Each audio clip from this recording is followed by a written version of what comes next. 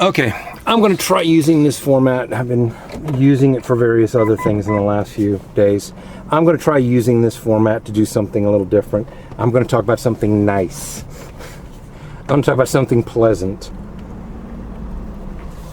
And it's something that's been on my mind anyhow. And it is something that's a little bit long.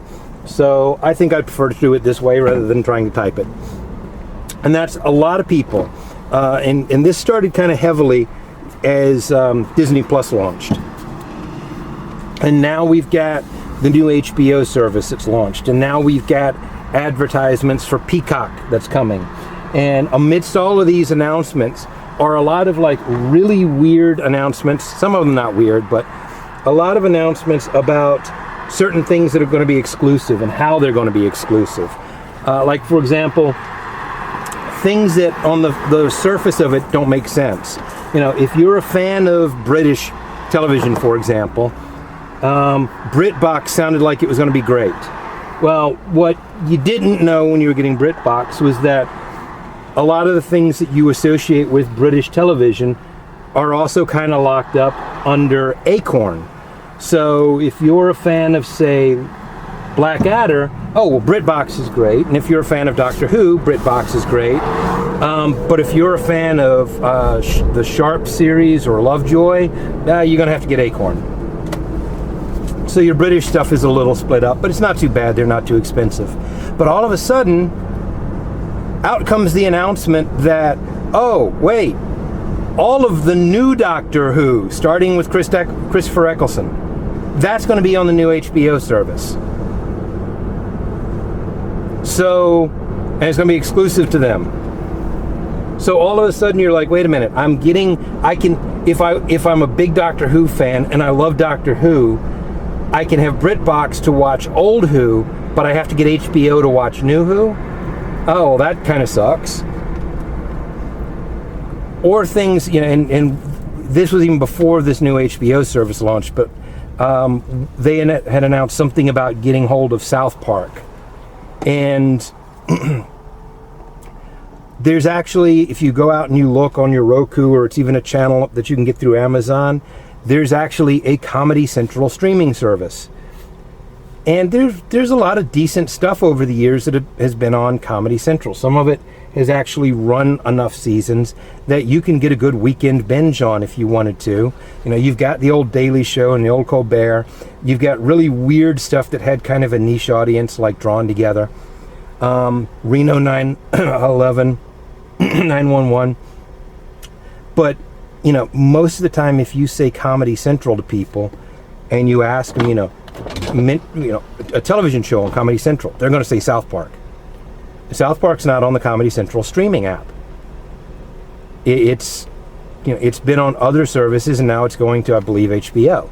So there's some weird stuff going on, and people are talking about all this, and people are looking at prices, and people are talking about how, oh my God, you know, if I want to see all these different things that I like, and all of these exclusives are coming out with, like a new Star Trek series, or a new this series, or a new that series, or a new original series that looks really, really, really cool, I've got to buy like 10, 15 different services. You know, how do we deal with all this? How do we do this? How is this going to be in any way, you know, affordable? And all I've got to say is welcome to the new cord. And this is actually something I've said for years now. That, you know, the cutting the cord is nice, but cutting the cord is just the new cord, in a very real way. And I've been saying for years, we're going to run into several problems, and it's going to happen sooner rather than later. And now we're getting to that sooner. And before I get into the problems, I'm going to tell you a story. The story is here, I guess, partly to entertain with some nostalgia. Those of you who are listening who are of the older set, but it's also here to inform, explain to people of a certain age what it is that you are, what it is you missed, so that maybe you can understand something a little better. And part of the understanding something a little better is cable, because, it's 2020. And for the most part, if you ask people about cable television, or dish now as well, you hear people talk about cable in a less than flattering way. And obviously, the whole cut the cord thing, that's the big trendy thing. We're getting away from that horrible cable. We're cutting the cord and we're moving to streaming, and never been happier. Why? Because cable sucks. And it's super expensive, and they rip you off, and you're spending all of this money, and blah, blah, blah, blah, blah. And, it used to be, you've got all of these channels and nothing on, and you can never see, something that you want to see when you want to see it. Okay, so I'm going to take all of you back to the past. Now, depending on where you grew up, if you're of a certain age, depending on where you grew up, your particular time zone is going to be different than mine. Where I lived, we were not even close to the first people to get cable in our area. We had been hearing about cable, even in our state, not even compared to, other states. Now, I was in Virginia, and we were hearing about this cable thing from relatives that had been through New York, or seeing things on the entertainment news. We had a couple of relatives in Florida at the time who had already gotten cable that was like just actually even beyond what we were first getting. So we get cable. It's roughly, I don't care about dates, I don't care about prices when I'm actually saying all of this, because that's not the point. So I didn't bother pulling stuff out and researching it. So if my dates sound a little off, bear with me. If prices sound a little off, bear with me. Those aren't the important parts, so I just didn't feel like going up and digging all sorts of research for multiple states and multiple areas in states and multiple this and that. So I want to say approximately 1980, maybe a little earlier, but definitely not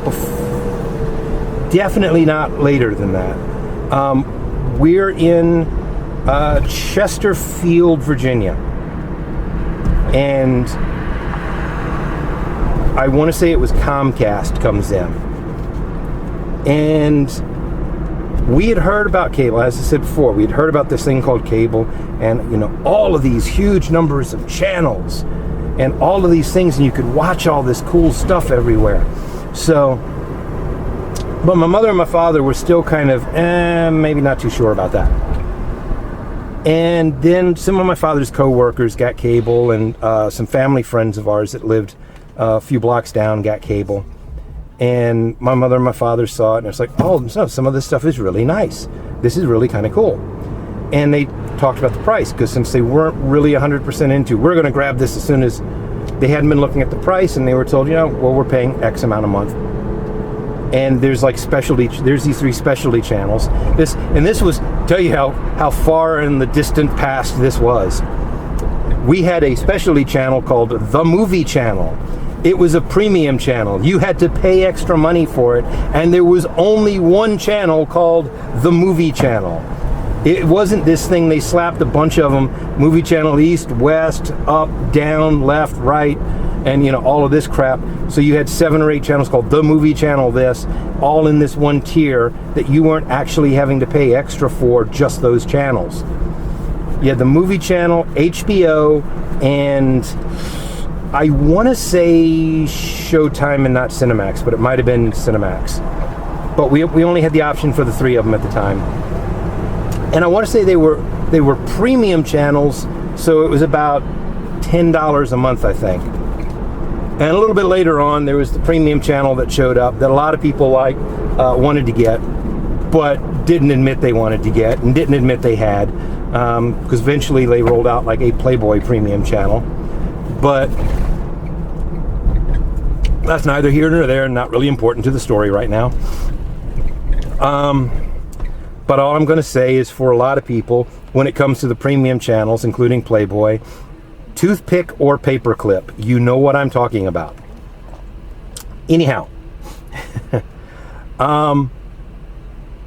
So cable comes in, they look at it, they find out, oh, this is pretty good. And they sat down and they looked at the finances for the month, our monthly finances, and the cost of this brand new thing, even with choosing one premium, and my father overruled everybody else, my mother and I. My mom kind of didn't care.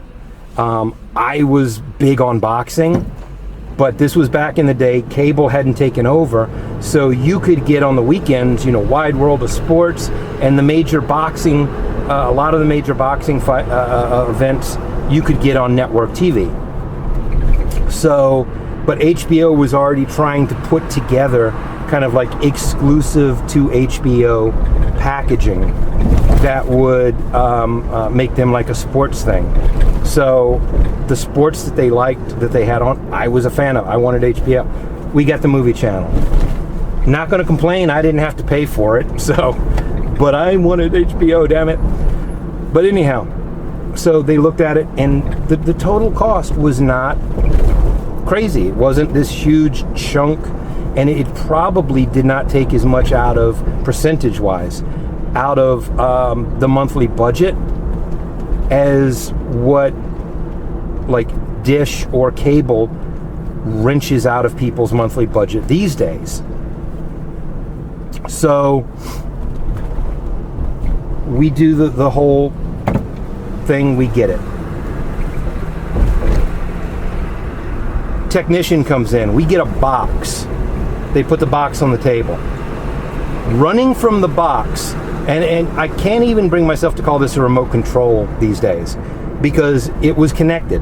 Running from the box was this brown cord about 20 feet long that connected to a smaller box. The smaller box had 12 switches on it, and on the right side it had a kind of lever switch. Or buttons, how about that? 12 buttons, and then on the right side there's a switch with an up, medium, middle, and down position. And what you would do when you wanted to pick a channel is you had this little sticker, and they'd send you updated stickers whenever they changed the arrangement of the channels.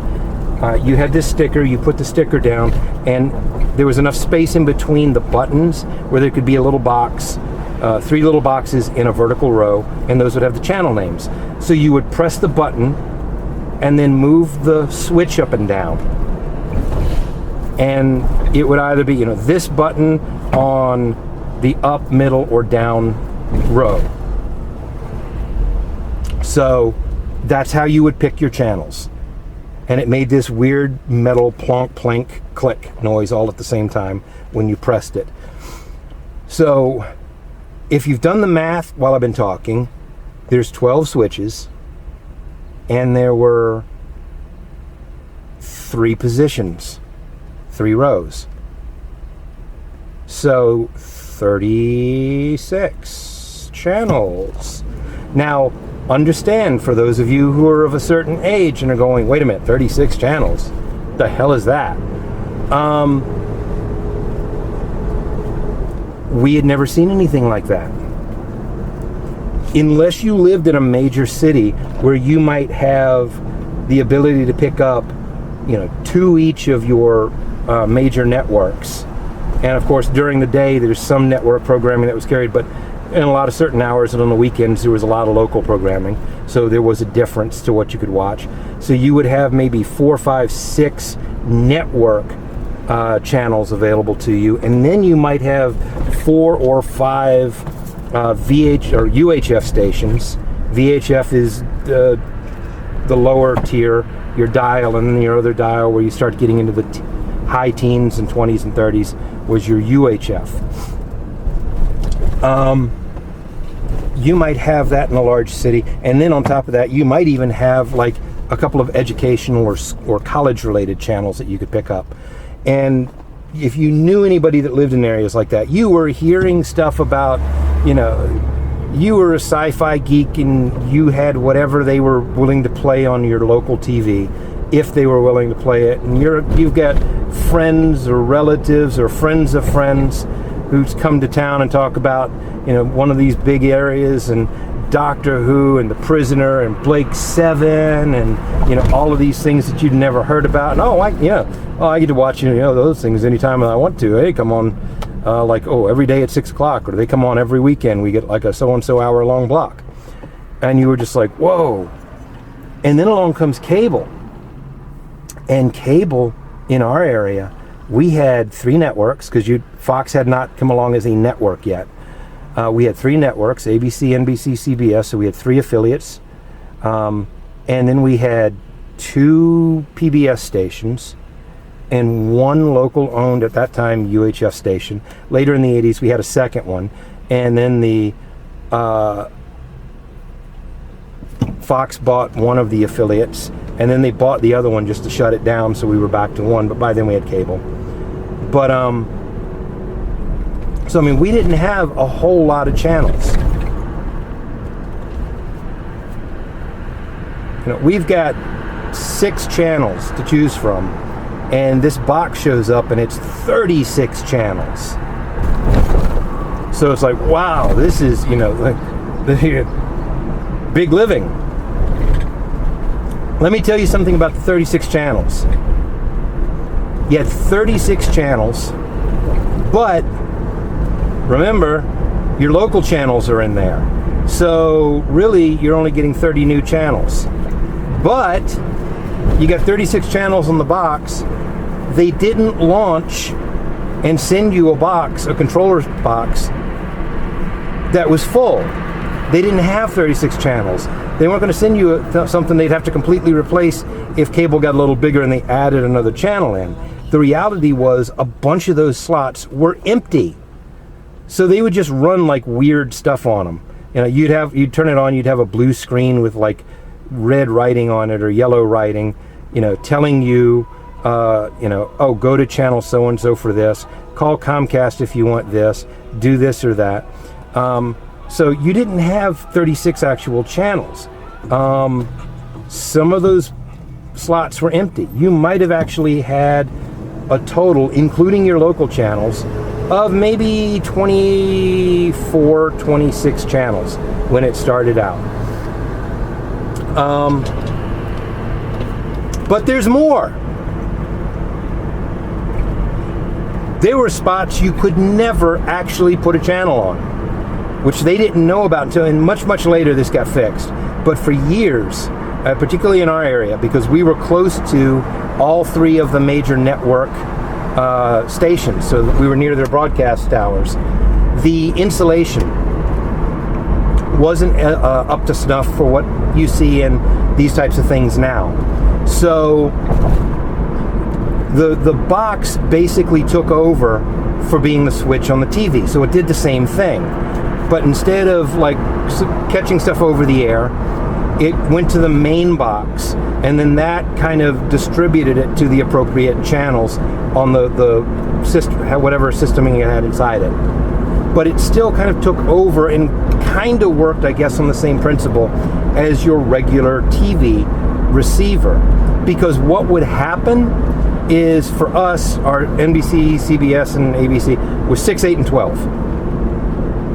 What would happen is on the box, the 6th, you press the button and you flip the switch. So what would be, if you actually called all of these channels, 2, 3, 4, 5, 6, and so on in proper sequence, what were channels 6 and 8 and 12 on the box?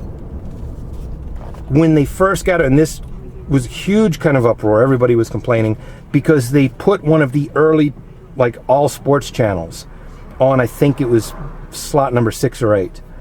And what was happening was the local 6 or 8 broadcast was coming in and ghosting over top of it. So you had 2 things hitting at the same time. And so you could not watch this because you couldn't see anything. It was just this jumble of static with 2 images on top of each other and 2 audio tracks running over top of each other at the same time. So they kind of moved to correct that. And their initial idea was, well, we'll put 6, 8, and 12 on 6, 8, and 12 on the box.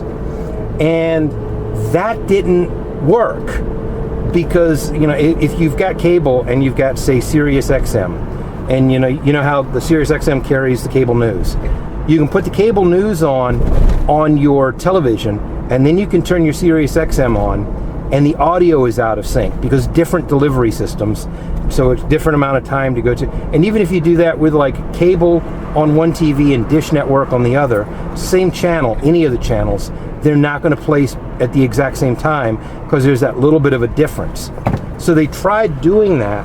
They tried putting the one on the other, and it didn't work because you had the same channel, but they weren't, the broadcast and the cable weren't in sync time-wise. So you were getting still two different images and two different audios. Even if it was the same audio, they were maybe 2 seconds out of sync with each other. So right off the bat, you got three channels that for the longest time you just couldn't use.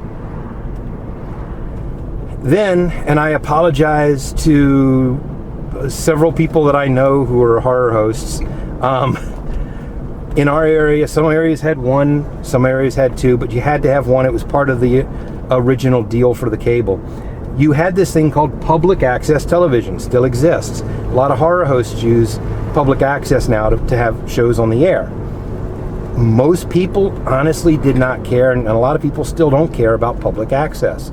A lot of people see public access, they turn on a program, and especially back then, public access, for those of you who don't know, was basically local programming, but not local like whatever. You would make the programming.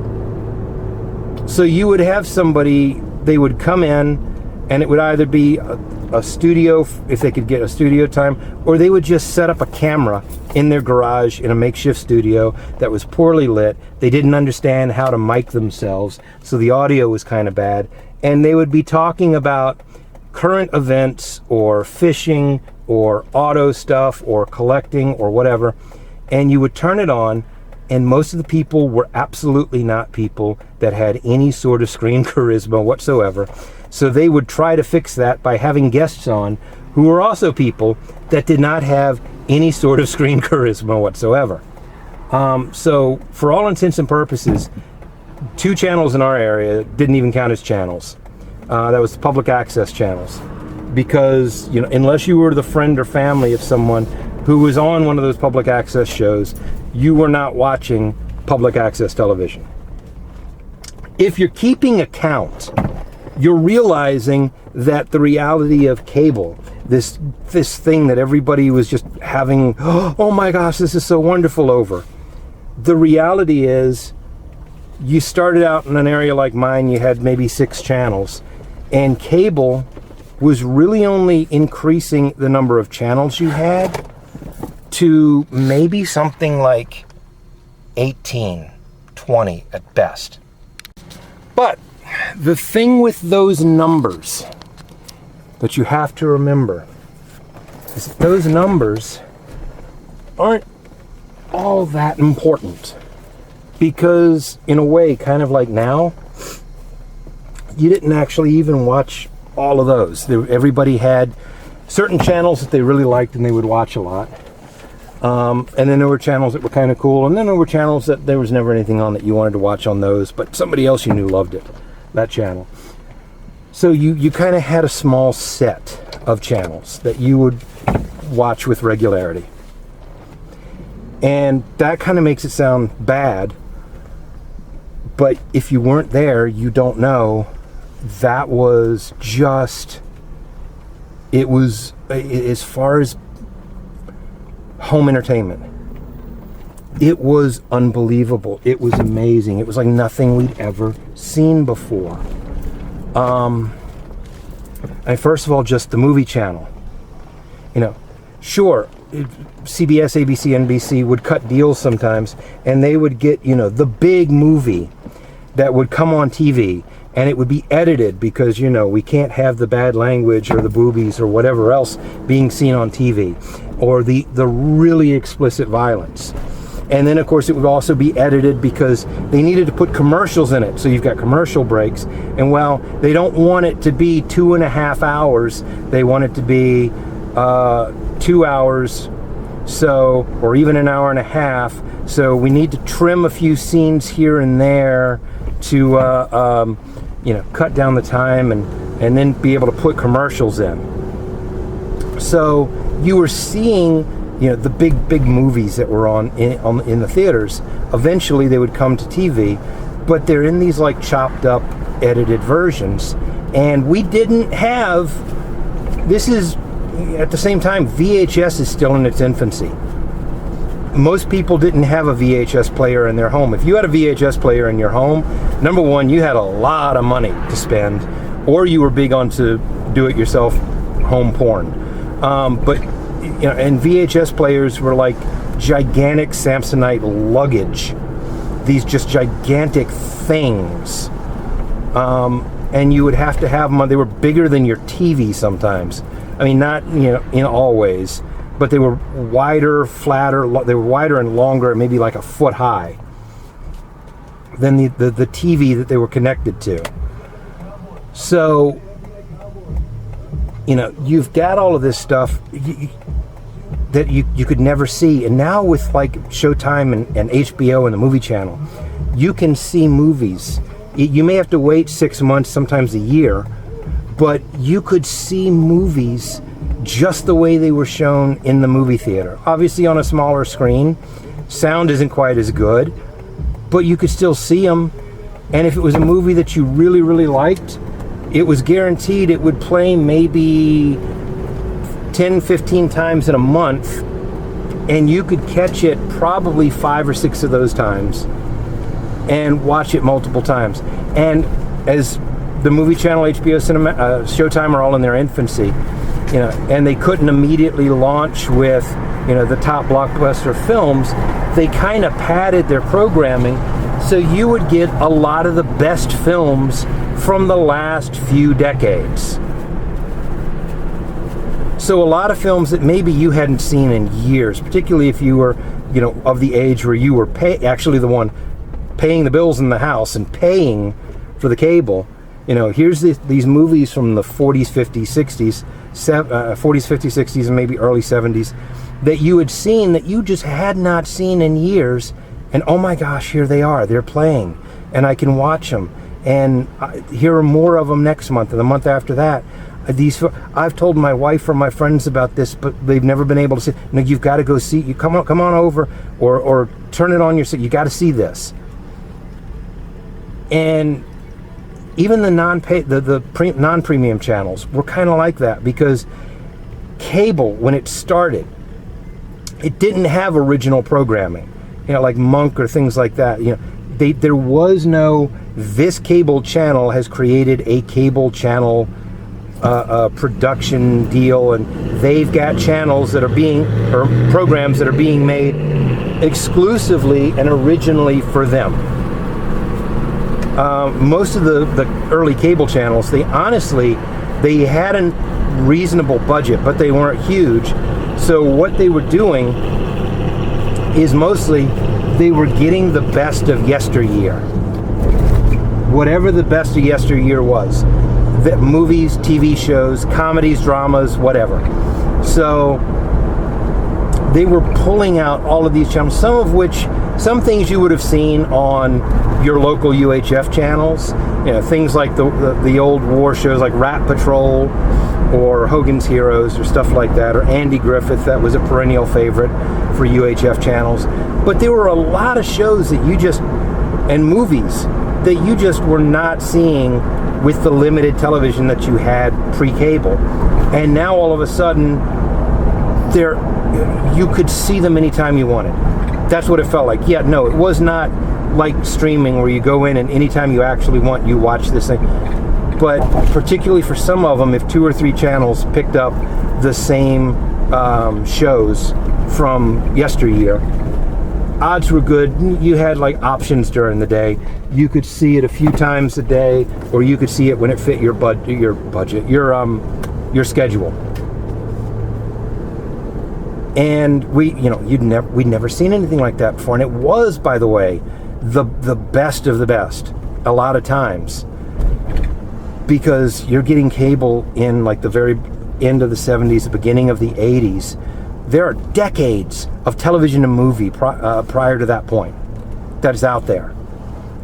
It wasn't like, it was, instead of like that brand new album from a band, and it's like, oh yeah, there's these 3 killer songs on it, and there's a couple of them that are pretty good, and the rest I can take or leave. No. This cable was like the greatest hits collection, the 2 CD greatest hits collection. They were all winners because they weren't showing things that were contemporary, being made now, untested, had no idea if they were going to be a hit or a miss. These were the most popular TV shows from this decade. These are the most popular movies from this decade. These are the movies and TVs from this decade, and then this other decade, and this other decade here. And then out of the most popular, these were the cream of the crop, the top half. So we've got X amount of money. We're going to get this, and this from like all of the top half. And then if they had like a little side money, like if somebody wanted to do an oddball late night show, they might also get movies. You might also see movies that were just these really obscure things you'd never heard of before. But suddenly, it was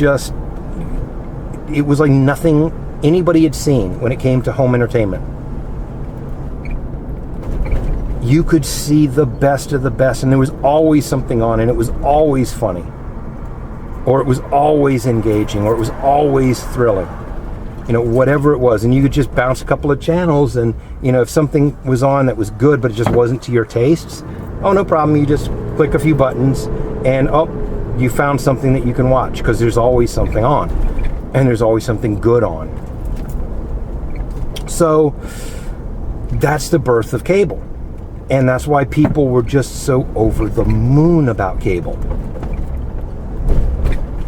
So cable starts growing. Suddenly you get more and more channels, and suddenly that box with the 20-foot cord and the secondary box goes away because there's too many channels. And plus they're making more money and technology is getting better. So we're actually getting now, a digital box and a real sensor remote control. And VCRs are coming into their own. And some of the VCRs were being made so that you could actually just stick the coaxial cable directly into the back of the VCR. They were cable supporting VCRs. VCR might have the capability of having anywhere from 99 to about 120 or so channels. And you'd put the coaxial cable right into the back, and you could just use the remote on your box to that was your channel switcher. And that would also allow you to program your VCR to record things when you were gone. So you could record movies off the movie channel, or you could record, in my case, Count Gore Duvall at, Saturday nights. But you could do all of these things, and it was getting bigger, and more money was going into cable. And because of the VCR in particular, the VCR was kind of making it a little bit like one aspect of streaming today. You couldn't be home to watch this at this time. Oh, but you could record it. So you could kind of just, watch it whenever you wanted. And you could watch it again and again if you wanted. If it was really good, you broke the little tab out of the tape and wrote what you needed to write on the tape. And now you could watch Count Gore Duvall presents The Creature from the Black Lagoon as many times as you wanted. Or for my good friends out there, Commander USA's Groovy Movies presents The Loch Ness Horror and Demonoid. You could have it as many times as you wanted. So it's getting bigger, it's getting better. And let me touch on my horror hosts for a minute, because that was kind of the next evolution. Cable was getting bigger. They needed to compete with other cable channels. One channel needed to compete with the other. So they started coming up with ways to do it. Well, a lot of them still were not to the level that they could create original programming. They kind of did, but Not original programming in the way that you and I think about it when we say it now. Not like, Daredevil on Netflix or Monk on USA Channel. You would get original programming on a lot of cable channels that were basically like the entertainment program. We're going to talk about the movies and whatnot that's coming out this week, or kind of the up-to-date contemporary affairs thing, which was low budget, people sitting at a desk, professionally lit and mic'd, not, like what I mentioned with public access back in the day, but professionally lit, professionally mic'd, looked like kind of a professional studio presentation, but it was still just, the equivalent of your 6 o'clock news, but for either news or current affairs or entertainment or like whatever was local to that area. The origin of the station. So it wasn't like, like I said, Monk or Daredevil and whatnot. So you didn't have original programming, but they still kind of tried. So you would get things, the cable kind of looked to the old horror hosts. Horror hosts were how are you going to differentiate you showing Creature from the Black Lagoon from one of your competitors showing Creature from the Black Lagoon at a different time? Have a horror host, add something to it. So we started seeing that with cable. Joe Bob Briggs had a gig as a cable horror host. Commander USA, Elvira, Up All Night, Rhonda Shear. So, you had these cable hosts, and that was original programming of a kind, because you could only find Commander USA on USA. You could, when he was on the movie channel, you could only find the Joe Bob Briggs show on the movie channel, and then later on TNT, and then later, etc., etc. You would have certain deals that were done. USA Channel has had a long relationship with WWE, back then WWF. So one of their flagship shows would be on USA Channel, and you couldn't see that anywhere else.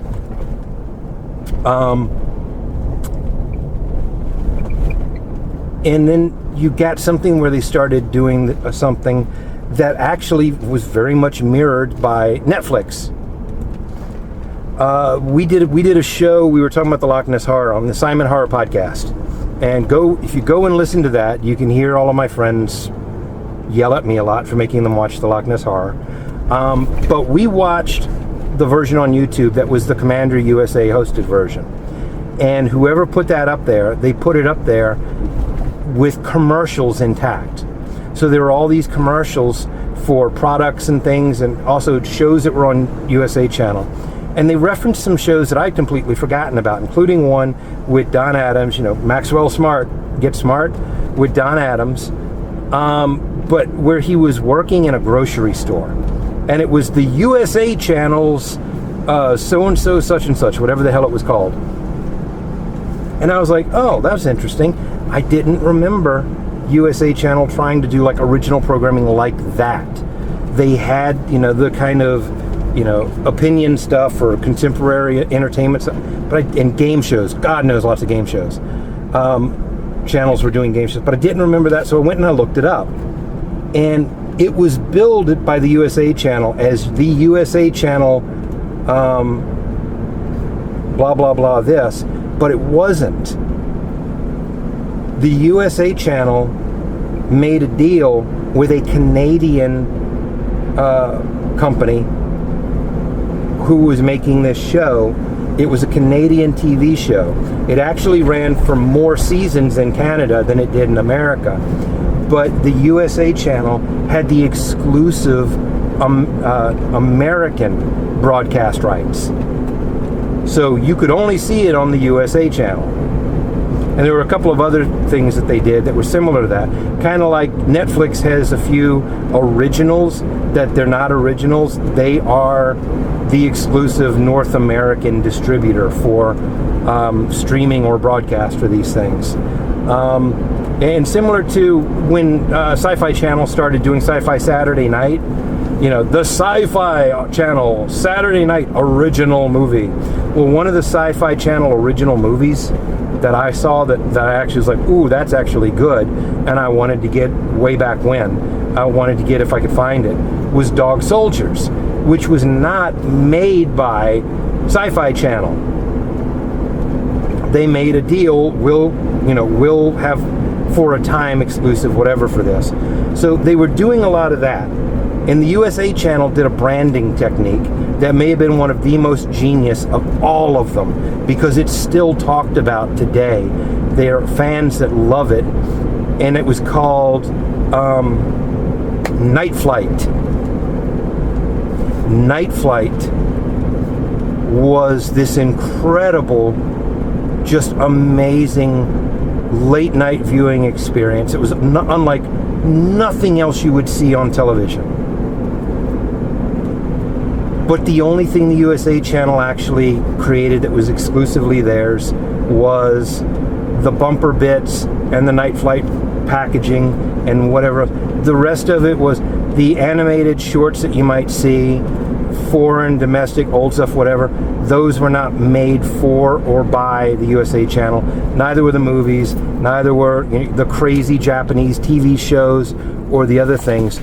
These were all things that they got. Nobody else was showing them, but they put them on the air with this Night Flight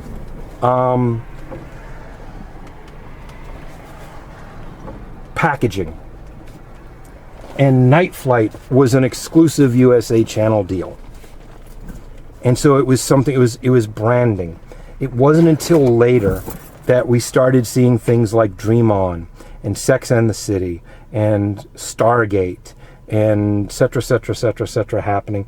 And we started getting into the world of like Monk and all, and cable channels started creating new stuff that was original stuff. But as all of this was happening, this is the growth period. And you've started with this thing where really there's very few channels. It's very easy to deal with. There isn't, an overwhelming cost to it. You don't have to choose, other than premium channels, you didn't have to choose, well, can I get this, or am I going to be able to afford that, or what? It was more or less all one deal. And then it started growing. And suddenly you had over 100 channels, and then you had over 200, and then you had over 300. And it turned out that in some cases, 10, 15 channels were owned by the same parent company, and they were doing deals like, well, yeah, 3 of our channels are good and all the rest are crap because we can't really afford much with them because they're not earning us a lot of money. But here's the deal, if you want our 3 good channels, you have to take 5 of the crap channels with them. And suddenly, your cable providers, they've got all these channels that suck. They're not going to be able to make a lot of money with them. They're not a big draw, but they're spending money on them. Well, how do they do this? So we started seeing the creation of tiers. Well, if you want this channel, you've got to get this tier, and if you want this channel, you've got to get this tier. And the cable companies basically passed on the crappy deal that they were getting to the customers by going, well, sure, this is a great channel, we know it's popular, but you have to buy tier 3 to get the channel.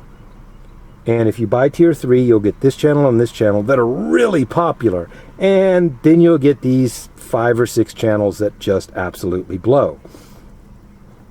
And so by the time you were done getting all of the channels you wanted, you might have had 300, 400 freaking channels on your cable box or your dish box, but there was only there were only a handful of channels you were actually watching,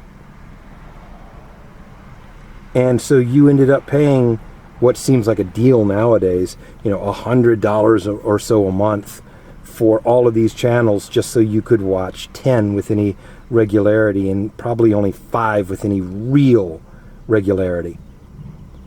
But, things kept growing and things kept growing, and then it got to the point where you'd start seeing, channel 700 and whatever, channel 1000 and whatever, and you'd suddenly look at your cable bill, and your cable bill is almost $200 a month.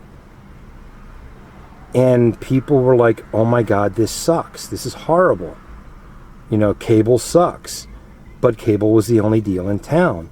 And if you wanted to be able to see a lot of the things you liked seeing when you had your downtime and your off time, cable was it. Especially since a lot of the UHF channels started folding up. And if you went without cable, unless you went to Radio Shack and you bought one of those antennas that was 10, 20, anywhere from 10 to 20 feet long, with those big fold-out things in a rotator box, where you could like pull in channels from an entire state away, depending on where you were in your state. You were stuck with your 3 local channels, or 4, because once Fox started going, your 4 local networks, and maybe a PBS station, and if you were lucky, another UHF. And depending on where you lived, you might not be able to pick up all of those because of just other things in the area or distance from the broadcast towers. So cable and dish was it. Until we saw the emergence of streaming. And now I'm going to kind of close this off as this is part 1. Kind of break this up so you can hit these as you choose instead of one big block. I kind of also told this story, not just the nostalgia bit for some of you that remember, oh my God, I remember that box. Not just for some of those of you who missed it and don't know how this stuff was set up, but because there's a very, very important aspect of what happened with cable that is important when we go forward to discuss streaming. Cable started out, it was like nothing we'd ever seen before.